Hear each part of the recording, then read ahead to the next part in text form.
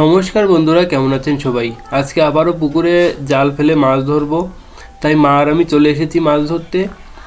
গত ভিডিওটিতে আপনারা দেখেছিলেন যে মা পুকুরে জাল ফেলে অনেকগুলো চিংড়ি মাছ ধরেছিল। আজকে দেখা যাক কতগুলো চিংড়ি মাছ ধরতে পারি আমরা। অবশ্যই ভিডিওটি সম্পূর্ণ দেখবেন।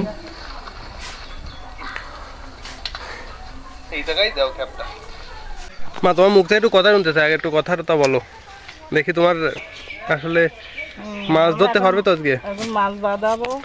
সবাইকে একটু বলো তোমার চ্যানেলটা যাতে একটু সাবস্ক্রাইব করে দেয়। হ্যাঁ, আমার চ্যানেলটা একটু সাবস্ক্রাইব করে দেওয়া হয় যাতে।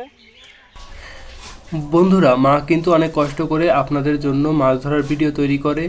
আপনারা মায়ের পাশে থেকে অবশ্যই মার জন্য একটা লাইক, কমেন্ট, শেয়ার করবেন এবং চ্যানেলটা একটা সাবস্ক্রাইব করে দিবেন। বন্ধুরা, তোমাদের ভিতর থেকে কোনো দিদি বা কোনো বোন আমার মায়ের মতো যদি জাল দিয়ে মাছ ধরতে পারো, অবশ্যই কমেন্ট বক্সে জানাবে।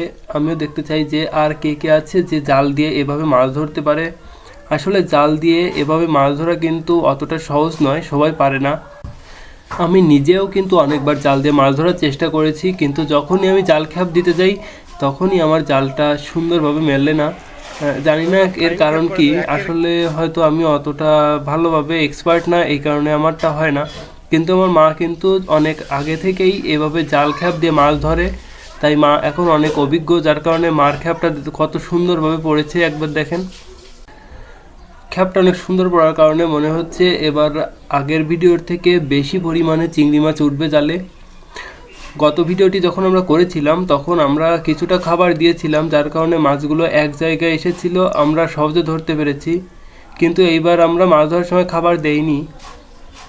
দেখা যাক কতগুলো ওঠে, দেখতে থাকেন।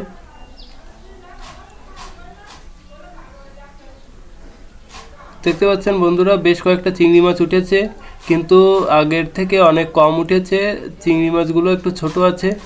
আমি নেমে পড়েছি জালটা ছাড়িয়ে দেওয়ার জন্য। চিংড়ি মাছগুলো অনেক ছোট, এগুলো রাখা যাবে না, তাই তাড়াতাড়ি করে ছাড়িয়ে দিচ্ছি। বেশিক্ষণ জালে আটকা থাকলে এগুলো আবার অক্সিজেনের অভাবে মারা যাওয়ার সম্ভাবনা আছে, তাই এগুলোকে দ্রুত আমি ছেড়ে দেওয়ার চেষ্টা করছি।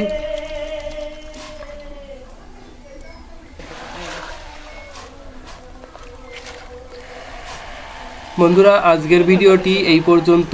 যদি ভিডিওটি ভালো লাগে অবশ্যই আমার মায়ের জন্য একটু কষ্ট করে হলেও একটা লাইক, কমেন্ট এবং শেয়ার করবেন।